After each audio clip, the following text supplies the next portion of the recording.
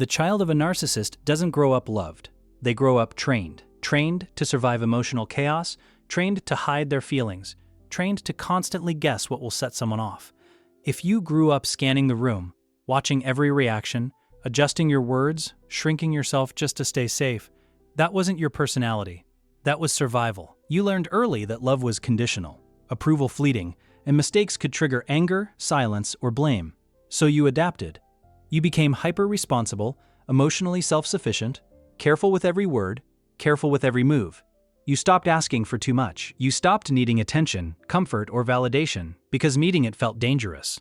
And now, as an adult, you may call yourself independent, disciplined, or strong, but what feels like strength was forged from fear and control, not choice. That training doesn't vanish with age. It sneaks into your relationships, your career, your self-image. It shapes the way you love, trust, and even speak to yourself.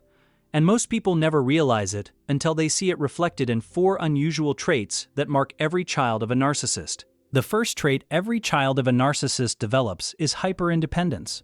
You learn early that you cannot rely on anyone to meet your emotional needs. Parents who were supposed to nurture you instead used love as leverage, praise as a weapon, and criticism as punishment.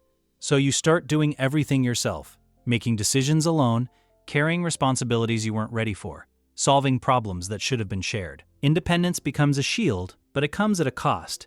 You avoid asking for help, even when you desperately need it. You overwork, overplan, overthink, because relying on others feels unsafe. Deep down, you crave support and connection, but your survival instincts scream, don't trust, don't lean on anyone, protect yourself.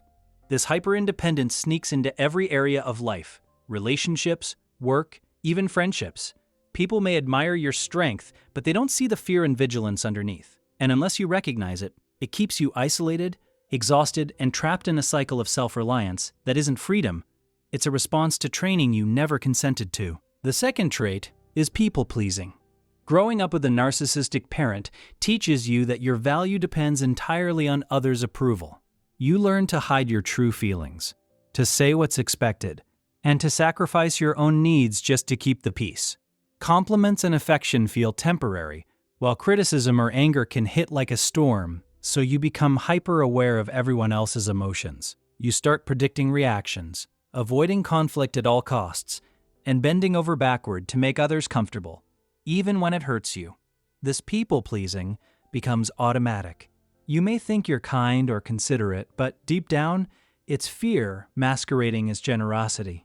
It affects relationships, career decisions, even the way you communicate daily. You suppress frustration, compromise endlessly, and avoid saying no because you learned early that disagreement could trigger rejection. And unless you break this cycle, you spend your life exhausted, invisible, and constantly seeking validation that never truly satisfies. The third trait is emotional suppression. Children of narcissists learn quickly that showing feelings is dangerous. Crying, anger, or disappointment can trigger punishment or shame, so you bury your emotions deep inside.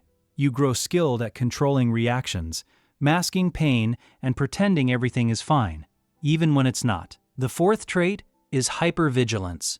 You're constantly scanning your environment, anticipating criticism or conflict, always preparing for the worst. Together, these traits make adults appear calm, competent, and strong on the surface, but inside, they are exhausted, anxious, and guarded. The good news is recognition is the first step. Once you see how these traits were formed, you can start untangling survival habits from your true self.